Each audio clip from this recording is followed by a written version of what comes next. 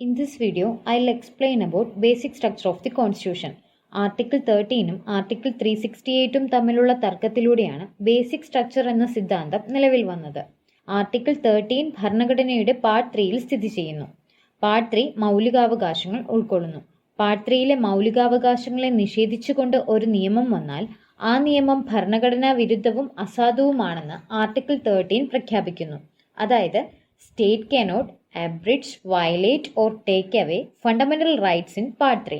ഇവിടെ fundamental rights സാക്രോസാങ്ക്ട് ആണെന്ന് article 13 സമർത്ഥിക്കുന്നു. ഒരു സിറ്റിസനെ സംബന്ധിച്ച് ഈ നിയമം വളരെ പ്രാധാന്യമുള്ളതും അർത്ഥവത്താണെങ്കിലും ചില സമയങ്ങളിൽ ഭരണപക്ഷത്തുള്ളവർക്ക് ഇത് പ്രശ്നങ്ങൾ സൃഷ്ടിച്ചേക്കാം. ഇനി ആർട്ടിക്കിൾ 368 പറയുന്നത് എന്തെന്ന് നോക്കാം. പാർട്ട് 20യിലെ ആർട്ടിക്കിൾ 368 പാർലമെന്റിന് ഭരണഘടനയുടെ ഏത് പ്രൊവിഷനും ഭേദഗതി ചെയ്യാൻ കഴിയുമെന്ന് സമർത്ഥിക്കുന്നു. പാർട്ട് 3യിൽ മാറ്റം വരുത്താൻ കഴിയില്ല എന്ന് ആർട്ടിക്കിൾ 13 പറയുമ്പോൾ ഭരണഘടനയുടെ ഏത് പാർട്ടും അമെൻഡ് ചെയ്യാൻ കഴിയുമെന്ന് ആർട്ടിക്കിൾ 368ഉം പറയുന്നു. അതിനാൽ ആർട്ടിക്കിൾ 13ഉം ആർട്ടിക്കിൾ 368ഉം തമ്മിലുള്ള ഒരു ഡയറക്റ്റ് കോൺഫ്ലിക്റ്റ് നമുക്കിവിടെ കാണാൻ സാധിക്കും. Here article 13 says you cannot violate fundamental rights, but article 368 says I have unlimited power. ഇവിടെ ശ്രദ്ധിക്കേണ്ട ഒരു കാര്യം, there is no sentiments in a law. ഭരണഘടനയിലെ നിയമങ്ങൾ ഫൗണ്ടിംഗ് ഫാദേഴ്സ് ജനങ്ങൾക്കു വേണ്ടി, വരും തലമുറയ്ക്ക് വേണ്ടി സൂക്ഷ്മതയോടെ നിർമ്മിച്ച നിർദ്ദേശങ്ങളാണ്. ഇനി ബേസിക് സ്ട്രക്ചർ ഓഫ് ഡോക്ട്രിൻ നിലവിൽ വരാനുണ്ടായ സാഹചര്യം എന്തെന്ന് നോക്കാം. 1951 ഇന്ത്യ ഒരു ദരിദ്ര രാജ്യമായിരുന്നു. ഇന്ത്യയുടെ വികസനത്തിന് വേണ്ടി ഭൂമി ആവശ്യമായി വന്നു. എന്നാൽ 1951 ഡെവലപ്മെന്റിന് ആവശ്യമായ ഭൂരിഭാഗം സ്ഥലവും ജമീന്ദാർസിന്റെ പക്കലായിരുന്നു. അന്നത്തെ പ്രധാനമന്ത്രി നെഹ്റുജി സമീന്ദാർസിനെ സമീപിച്ചെങ്കിലും അവർ ഭൂമി വിട്ടു നൽകാൻ തയ്യാറായില്ല. ആർട്ടിക്കിൾ 31 പ്രകാരം സ്വത്തവകാശം ഫണ്ടമെന്റൽ റൈറ്റ് ആയിരുന്നതിനാൽ ഒരു നിയമത്തിലൂടെ ഭൂമി ഏറ്റെടുക്കാൻ കഴിയില്ലായിരുന്നു. ഫണ്ടമെന്റൽ റൈറ്റ് നിഷേധിക്കുന്ന നിയമം അസാധുവാക്കുമെന്ന് ആർട്ടിക്കിൾ 13 വ്യക്തമാക്കുന്നതിനാൽ ഗവൺമെന്റ് ഭൂമി ഏറ്റെടുത്താൽ സമീന്ദാർ സുപ്രീം കോടതിയെ സമീപിക്കുമായിരുന്നു. സോ നെഹ്റു ഗവൺമെന്റ് ആർട്ടിക്കിൾ 368 പ്രകാരം article 31A, article 31B, 9th schedule എന്നിവ ഭരണഘടനയിൽ ഉൾപ്പെടുത്തിക്കൊണ്ട് 1951 ഫസ്റ്റ് അമെൻമെന്റ് നടപ്പിലാക്കി. ലാൻഡിനു വേണ്ടി ഗവൺമെന്റ് പാസാക്കിയ നിയമങ്ങൾ പാർട്ട് 3യിലെ വ്യവസ്ഥകൾ നിഷേധിച്ചാലും ആ നിയമങ്ങൾ ഭരണഘടനാപരമാണെന്ന് ഫസ്റ്റ് അമെൻമെന്റ് പ്രഖ്യാപിച്ചു. എന്നാൽ 1951 ശങ്കരി പ്രസാദ് കേസിലൂടെ ഈ അമെൻമെന്റ് ചോദ്യം ചെയ്യപ്പെട്ടു. അതായത് ആർട്ടിക്കിൾ 13 ആണോ ആർട്ടിക്കിൾ 368 ആണോ കൂടുതൽ ആധികാരികത എന്ന് സുപ്രീം കോടതിയിൽ ചോദ്യം ചെയ്യപ്പെട്ടു. അതുകൊണ്ടാണ് സുപ്രീം കോടതിയെ final interpreter of the constitution എന്ന് പറയുന്നത്. ശങ്കരി പ്രസാദ് കേസിൽ സുപ്രീം കോടതി ആർട്ടിക്കിൾ 368 അനുകൂലമായി വിധി പറഞ്ഞു. ആർട്ടിക്കിൾ 13ലെ ലോ എന്ന വാക്ക് ഓർഡിനറി ലോസിനെയാണ് സൂചിപ്പിക്കുന്നതെന്നും കോൺസ്റ്റിറ്റ്യൂഷണൽ അമെൻമെന്റ് ആക്ട്സിനെ പറ്റി ആർട്ടിക്കിൾ 13 പരാമർശിക്കുന്നില്ല എന്നും സുപ്രീം കോടതി വിധിച്ചു.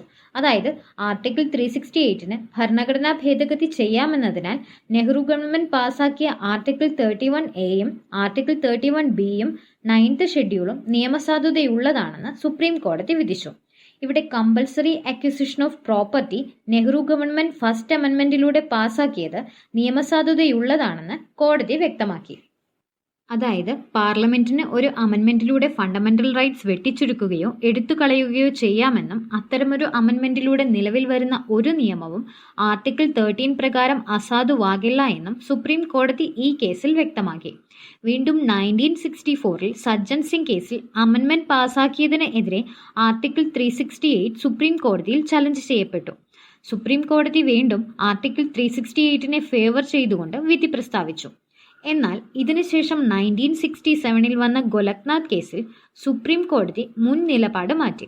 അതായത് ശങ്കരി പ്രസാദ് കേസും സജ്ജൻ സിംഗ് കേസും ഓവർ റൂൾ ചെയ്തുകൊണ്ട് ഫണ്ടമെന്റൽ റൈറ്റിന് പ്രാധാന്യം നൽകി.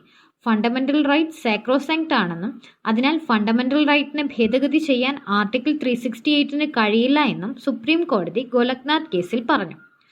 കോൺസ്റ്റിറ്റ്യൂഷണൽ അമെൻമെന്റ് ആക്ട് ആർട്ടിക്കിൾ 13ലെ ലോ എന്നതിന്റെ പരിധിക്കുള്ളിൽ തന്നെ വരുമെന്നും ഈ കേസിൽ സുപ്രീം കോടതി വ്യക്തമാക്കി. എന്നാൽ പാർലമെന്റിന് അൺലിമിറ്റഡ് പവർ നൽകുവാൻ അന്നത്തെ പ്രൈം മിനിസ്റ്റർ ആയിരുന്ന മാഡം ഇന്ദിരാഗാന്ധി തീരുമാനിക്കുകയും ഇതുപ്രകാരം 24th അമെൻമെന്റിലൂടെ 1971 ആർട്ടിക്കിൾ 13ഉം ആർട്ടിക്കിൾ 368 ഭേദഗതി വരുത്തുകയും ചെയ്തു.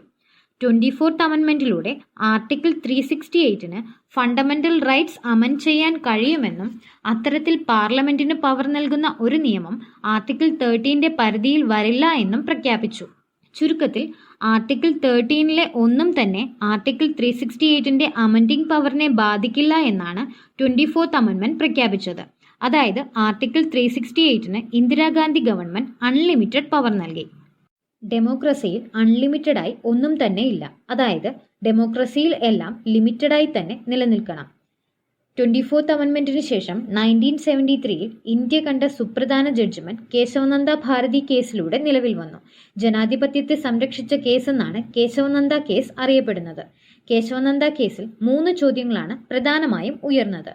24th അമെൻമെൻറ്റിന്റെ നിയമസാധുത, ഗോലക്നാഥ് കേസിലെ ജഡ്ജ്മെന്റിന്റെ വാലിഡിറ്റി, ആർട്ടിക്കിൾ 13 ആണോ ആർട്ടിക്കിൾ 368 ആണോ കൂടുതൽ ആധികാരികത എന്നീ ചോദ്യങ്ങൾക്കുള്ള ഉത്തരമായി കേശവനന്ദ കേസിൽ സുപ്രീം കോടതി ബേസിക് സ്ട്രക്ചർ എന്ന സിദ്ധാന്തം ഉന്നയിച്ചു. ഇതിലൂടെ ഗോലക്നാഥ് കേസിലെ വിധി കേശവനന്ദ കേസിൽ സുപ്രീം കോടതി റദ്ദാക്കി.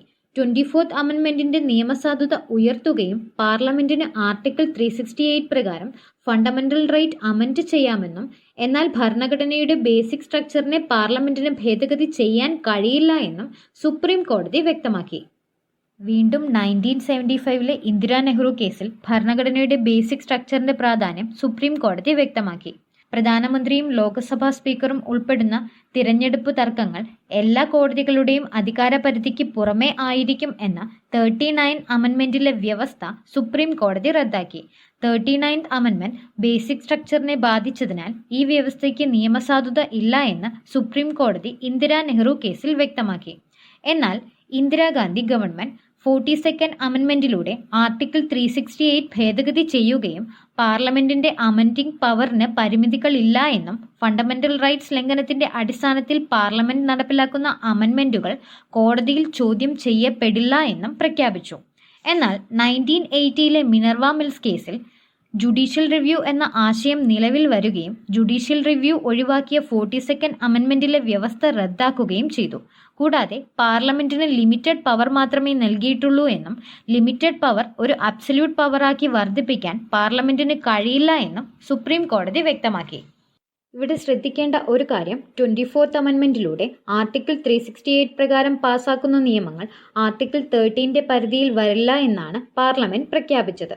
ഇതിലൂടെ ആർട്ടിക്കിൾ 368 അൺലിമിറ്റഡ് പവർ നൽകുവാനാണ് ഇന്ദിരാഗാന്ധി ഗവൺമെന്റ് ശ്രമിച്ചത്. എന്നാൽ കേശവനന്ദ കേസിൽ ബേസിക് സ്ട്രക്ചർ ഓഫ് ഡോക്ട്രിൻ നിലവിൽ വന്നതിനാൽ പാർലമെന്റിന്റെ പവർ ലിമിറ്റഡ് ആണെന്ന് ഇതിലൂടെ വ്യക്തമാക്കി. വീണ്ടും 42nd അമെൻമെൻറ്റിലൂടെ ആർട്ടിക്കിൾ 368 പ്രകാരമുള്ള പാർലമെന്റിന്റെ അമെൻഡിംഗ് പവർ അൺലിമിറ്റഡ് ആണെന്ന് ഇന്ദിരാഗാന്ധി സർക്കാർ പ്രഖ്യാപിച്ചപ്പോൾ മിനർവ മിൽസ് കേസിൽ ജുഡീഷ്യൽ റിവ്യൂ എന്ന ആശയം ഉയർത്തുകയും ജുഡീഷ്യൽ റിവ്യൂ ഒഴിവാക്കിയ 42nd അമെൻമെൻറ്റിലെ വ്യവസ്ഥ റദ്ദാക്കുകയും പാർലമെന്റിന് ലിമിറ്റഡ് അമെൻഡിംഗ് പവർ മാത്രമേയുള്ളൂ എന്ന് പ്രഖ്യാപിക്കുകയും ചെയ്തു. 1981 വമൻ റോയോ കേസിൽ ബേസിക് സ്ട്രക്ചർ എന്ന ആശയം ഒരിക്കൽ കൂടി വ്യക്തമാക്കുകയും 1973 ഏപ്രിൽ 24 ശേഷം നടപ്പാക്കുന്ന എല്ലാ അമെൻമെന്റിനും ബേസിക് സ്ട്രക്ചർ ഓഫ് ഡോക്ട്രിൻ ബാധകമാക്കുമെന്നും സുപ്രീം കോടതി വ്യക്തമാക്കി. 1973 ഏപ്രിൽ 24 ആണ് കേശവനന്ദ കേസ് വിധി വന്നത്. A case that save democracy എന്നാണ് കേശവനന്ദ കേസ് അറിയപ്പെടുന്നത്. കൂടാതെ ബേസിക് സ്ട്രക്ചർ ഓഫ് ഡോക്ട്രിൻ എന്ന ആശയം നിലവിൽ വന്നതും കേശവനന്ദ കേസിലാണ്. ജുഡീഷ്യൽ റിവ്യൂ എന്ന ആശയം മിനർവ മിൽസ് കേസിലാണ് നിലവിൽ വന്നത്. പാർലമെന്റിന്റെ പവർ ലിമിറ്റഡ് ആണെന്നും മിനർവ മിൽസ് കേസിൽ വ്യക്തമാക്കിയിട്ടുണ്ട്.